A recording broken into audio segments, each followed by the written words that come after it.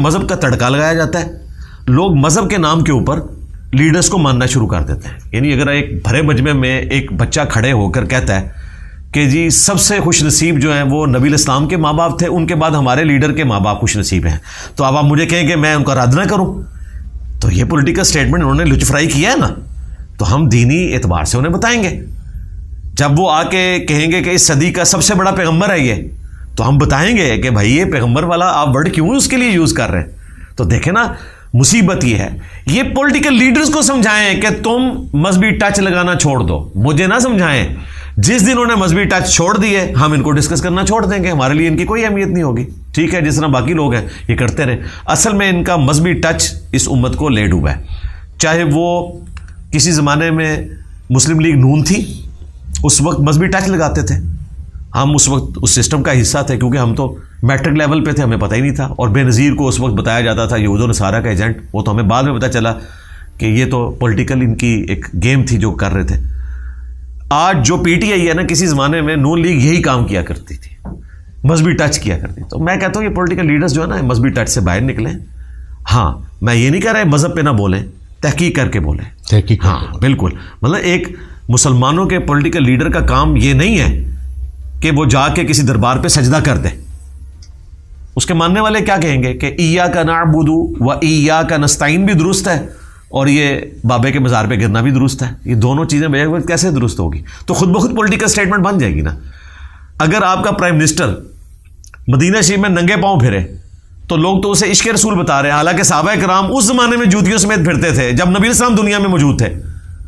तो क्या वो गुस्ताखी कर रहे थे? अगर वो गुस्ताख नहीं थे तो आज भी भैया आप जूतियाँ पहनेंगे, आप कौन सा इस्लाम पेश कर रहे हैं? ये दीन में बिदात हैं जो दाखिल हो चुकी हैं। और पॉलिटिकल लीडर्स जो हैं इनको लोग फॉलो करते हैं। हमें फ़ौरन ख़तरा पड़ जाता है कि लोग इसको दीन समझ के अडॉप्ट करना शुरू कर देंगे, और लोग अडॉप्ट करते हैं। छोड़ दें भाई, हमारे जेलम शहर से हैं, अब तो हमारे एक करीबी भी हैं जी, फवाद चौधरी साहब। हालांकि उनका मज़हब से कोई लेना देना नहीं, सिवाय इसके कि वो एक मुसलमान है, बस मजहबी आदमी नहीं है। वो खुद बताते हैं कि मैं किस तरह के ऑथर्स को पढ़ता हूँ, वो एक बात दूसरी तरफ चली जाएगी। लेकिन जब वो वज़ीर इत्तलात थे उस दौर में, और लोगों ने खान साहब की इन एक्टिविटीज़ के ऊपर इतराज़ किया, तो उन्होंने कहा ये इश्क रसूल का तकाज़ा है कि आप नंगे पाँव फिरें। कौन कह रहा था? फवाद चौधरी साहब। ठीक है, तो आप देखें कि पॉलिटिकल लीडर्स की मोहब्बत कैसी होती है कि वो बंदा जिसको इससे लेना देना ही नहीं है, जिसको शायद इससे भी लेना देना ना हो कि वहाँ पे जाना भी चाहिए या नहीं जाना चाहिए, और वो उनको डिफेंड कर रहे हैं। अब मुझे बताएं जो मजहबी लोग हैं वो किस लेवल पे जाके डिफेंड करेंगे इस तरह की चीज़ों को? वो दीन बन जाएगा, ये वजह है। बाकी मुझे कोई साबित करे कि मैंने कभी इन लोगों का ज़ाती किरदार डिस्कस किया हो, कभी बेनज़ीर का, कभी नवाज शरीफ का। हाँ, मैंने डिस्कस किया कि ऑक्सफोर्ड की पढ़ी हुई इतनी इंटेलिजेंट खातून बाबे दनके के पास जाती थी, तो मैंने उसका ज़ाती किरदार नहीं डिस्कस किया, उसका एक रिलीजियस किरदार डिस्कस किया। इसी तरीके से नवाज शरीफ साहब एक पढ़े लिखे इंसान, और सऊदी अरब भी रहे, तौहीद में भी इस एतबार से बेहतर हैं वो बाकी लोगों से, लेकिन वो भी बाबे दनके के पास जाते थे। छोड़ दें जमात इस्लामी के अमीर काजी हुसैन अहमद, कई बार उन्होंने दादा दरबार पे चादर चढ़ाई हुई है। मौदूदी साहब की सीट पे एक बंदा बैठा हुआ है और दादा दरबार पे जाके चादर चढ़ा रहा है। तो इस तरह के लोग जब ये हरकत करते हैं तो लोग उनको फॉलो करते हैं, इसलिए हम उसको कंडेम करते हैं। बिल्कुल सही।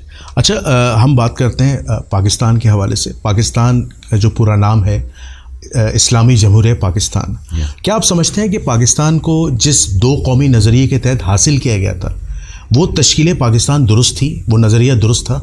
जी, नज़रिया दुरुस्त था। दो कौमी नज़रिया इस बुनियाद पे था कि हिंदू और मुस्लिम दो कौमें हैं जी।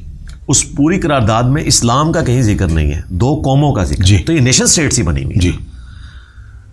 मोहम्मद अली जिन्ना की जो 11 अगस्त की तकरीर है उसमें वाज़े अल्फाज हैं, आप आज़ाद हैं, अपने चर्चेस में जा सकते हैं, अपने मंदिरों में जा सकते हैं, अपनी मस्जिदों में जा सकते हैं। मोहम्मद अली जिन्ना ने यह पाकिस्तान नहीं बनाया था जो आज मौलवियों ने हाईजैक कर लिया है, बिल्कुल क्लियर कट। ये वो पाकिस्तान नहीं है, ये मौलवियों ने हाईजैक किया है। पाकिस्तान किसी मौलवी ने बनाया ही नहीं था, तो मौलवियों को ये राइट पहुंचता था कि इसे हाईजैक करें और लोगों के ऊपर झूठे इल्ज़ामात लगा के तौहीन मज़हब के उन्हें जेलों में डालें।